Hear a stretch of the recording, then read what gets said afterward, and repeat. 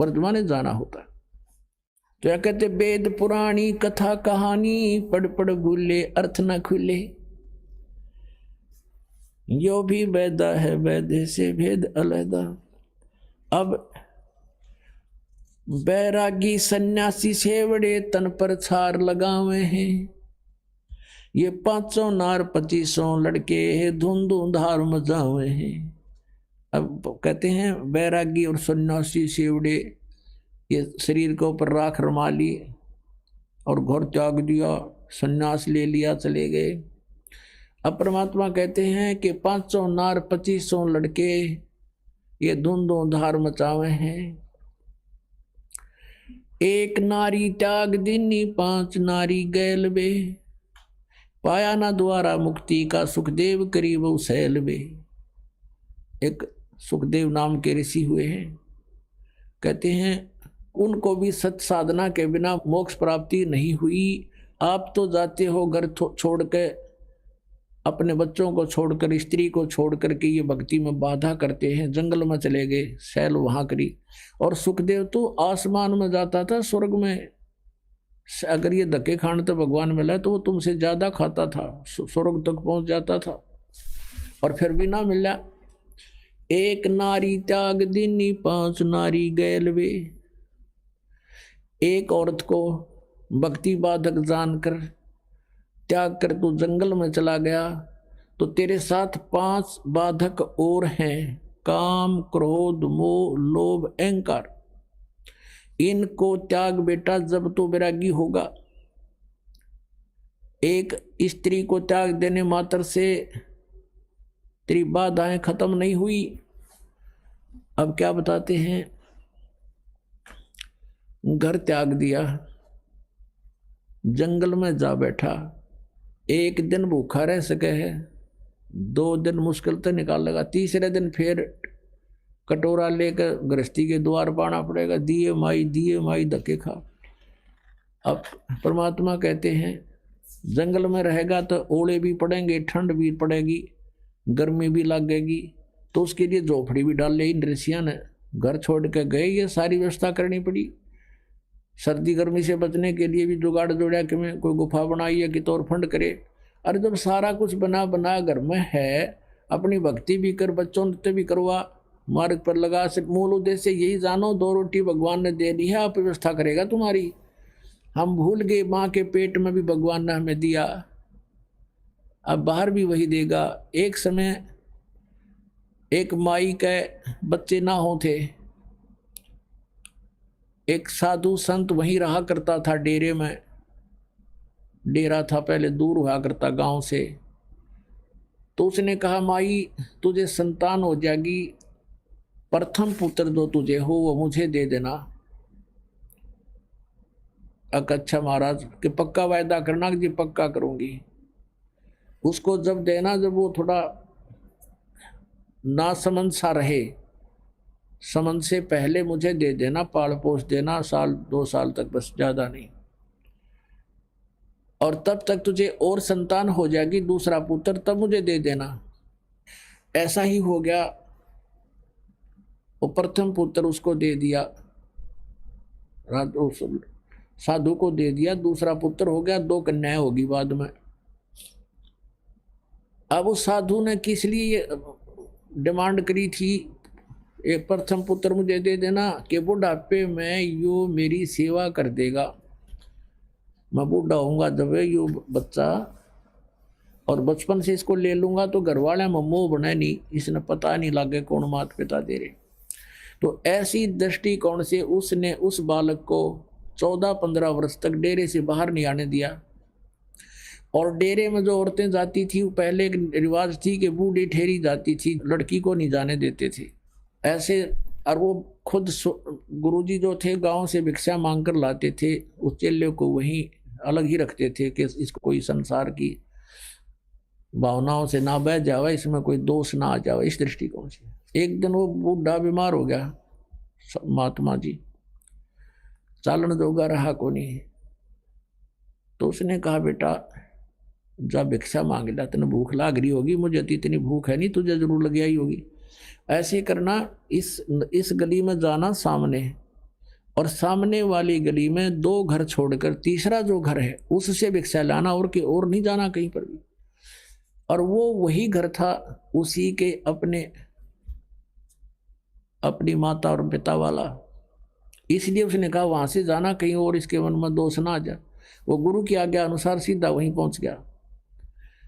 अब उसने भगवा बाणा बना रखा, आटा मांगने के बाद जोड़ी साथ में ले रखी, डंडा लठ ले रखा जैसे, और जाके कहा माई भिक्षा देना। अब उस माता माई ने कहा अपनी बेटी, युवा हो रही थी वह लड़की, 13-14 वर्ष की थी, कि जा बेटी बाबा जी का भोजन खा ला। उसने देखा कोई ना कौन है, वो आटा लेकर आई और वो झोली में डालना चाहा। वह छोटी लड़की थी युवा, उसकी सतन जो है दूधी छोटी छोटी थी, कपड़े से बाहर उपोक्सी हुई नजर आती थी। अब उस संत ने कहा, उस भगत ने कहा, उस गुरु के चेले ने, उसको क्या था कि उनके गुरु जी के एक बार फोड़ा हो गया था छाती पे, इसी स्थान पे, और अच्छा बढ़ गया, बाल तोड़ से इतना लंबा, और बहुत पीड़ा हो रही थी। गुरुजी रोया करते थे बैठकर काफ़ी देर तक। दवाई जड़ी बूटी पहले ऐसी थी, वो दवाई भी इसी हुआ करती, दूना दर्द कराया करती, फिर असर कराया करती। तो वो दृश्य उसके सामने घूम गया बालक के, कि गुरुजी बहुत दुखी हुए थे एक छोटे से फोड़े पे। इस बहन को तो 2 हैं और भी जो ज़्यादा बड़े हो रहे हैं। उसने कहा, ये बहन आपके ये फोड़े हैं, इनको आश्रम में आ जाना, गुरुजी ठीक कर देंगे, उनके पास दवाई है, आप वहाँ आ जाना। तो वो लागी गाल देन, ढेर इतना शर्म नहीं आती तो अपनी बहन के बोड़े फोड़े ठीक करवा ले, तो जो कर ले, 36 गाल सुना दी। अब वो असमंजस में पड़ गया, भैया बहन क्यों ऐसे बोल रही है। तब उसकी माँ आई, आवाज सुन के कहने लगी, भाई क्या बात होगी बाबा जी, क्या बात है बेटी, क्या कह दिया महात्मा ने। अग्नियों का ये दुष्ट, बोले आजा तेरे फोड़े ठीक करवा दूँ आश्रम में। तो उसने कहा, माई मेरे गुरुजी के फोड़े हो गए थे, छाती पे था एक फोड़ा, और उस तो बहुत दुख पाया करते थे। मैं तो वैसे कहा था बहन आपको भी पीड़ा हो रही होगी, वहां जाना। तब उसकी माँ ने कहा, बाबा उस वक्त जानगी कि बोला भगत से, इसने पता कोई ना सारी कहानी का। फिर उसने बताई कि महाराज जी ये बेटी है मेरी, और फिर इसका विवाह होगा, ये फोड़े नहीं है, इसका विवाह होगा, विवाह होने के बाद इसका संतान होगी, और संतान जब होगी तो इन सतनों में दूध है उस बच्चे के लिए, इसलिए ला रखी भगवान ने कि उस बच्चे के लिए दूध आवेगा, इनमें दूध इससे पिया करेगा वो। फिर उसने महात्मा ने पूछा कि माई कब होगा इसका ब्याह बेटी बहन का। कि अभी तो बेटा या बालक है, 1-2 वर्ष में इसका ब्याह करेंगे, और फिर संतान 1-2 वर्ष के बाद संतान भी होगी। अच्छा, तो भगवान को इतनी चिंता है कि उसके गर्भ में बच्चा होगा, बच्चा बाहर आएगा, और फिर वो दूध भगवान इसके सतन में भेज देगा। हाँ ठीक समाई। वो चल पड़ा वहाँ से, और वो जोड़ी उड़े फेंक आया। वो जो मांगन वाली ले रहा था साथ में, अन्ना भिक्षा लेकर गया, वहीं फेंक कर वापस आ गया। वापस फेंक कर आ गया तो गुरुजी ने पूछा, बेटा क्या बात है, भिक्षा नहीं लाया। अक नहीं गुरुजी, परमात्मा ऐसे ऐसे मैंने कहानी सुनी है भगवान की कि बच्चा बाहर आने से पहले उसके दूध की व्यवस्था कर देता है। हाँ क्या की बात होगी। तो फिर गुरुदेव अब हम अपने भोजन की चिंता हम करें तो हमारे जैसा नालायक नहीं, जब हम उसके लिए बैठे यहाँ पर फेंका जोड़ी में तो आप पर देगा भगवान। वो बाबा जी ने सोचा, अच्छा नालायक टकराया, ये मन नहीं भूखा मारेगा और आप भी मरेगा। अब उसको विश्वास नहीं था, उसका बालक था, वह बात दृढ़ होगी, क्योंकि पिछले संस्कार भी होते हैं तो इस तरह की बातें विश्वास होता है। वो बैठ गया इकलो जाके, बाबा जी लाचार, वो चल नहीं सके था। उसके मुंह का नहीं देखे, बेटा तू उठा ला जोली ने। अगर नहीं गुरुदेव, और आपकी सारी बात मानूंगा पर ये नहीं मान सकता मैं। अब वहाँ गांव में, नगर में, उस गांव में पता चला कि भी बाबा जी बीमार हो गए, महात्मा तो बीमार हैं, और चेला नालायक से वह जोड़ी बियाड़े फेंक गया। तो प्रत्येक ऐसे बात फैल गई गांव में। तो कई घरों में 10, 15, 20 घरों ने क्या सोचा, रोटी बनाओ फटाफट, भोजन तैयार किया, खीर तैयार किया है, बढ़िया भोजन, सब्जी बनाई, रोटी दूध लेकर के और चल पड़े। वहाँ पहुँचे महाराज जी, पता लगा था भगत न वहाँ पर जोड़ी वहीं फेंका, थैला भी आटा नहीं लाया और भोजन बना के लाए, खीर भी खिचड़ी भी, ले खा लो।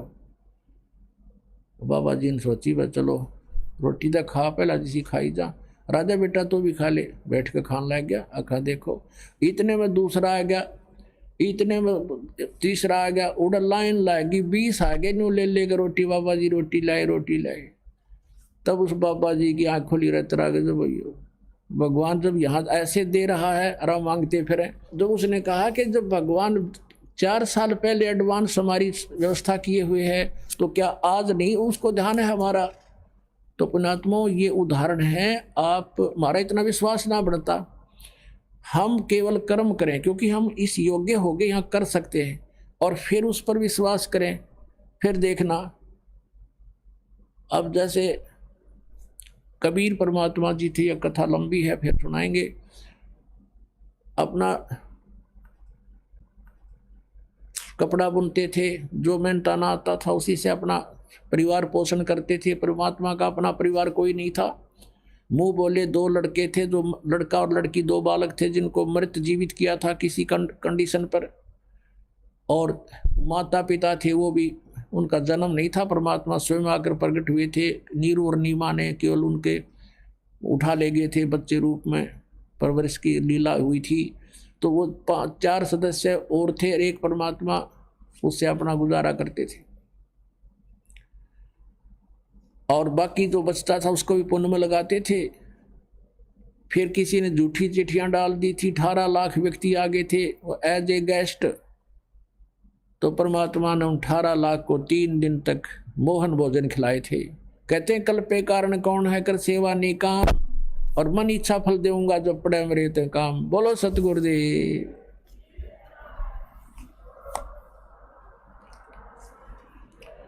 सत साहिब।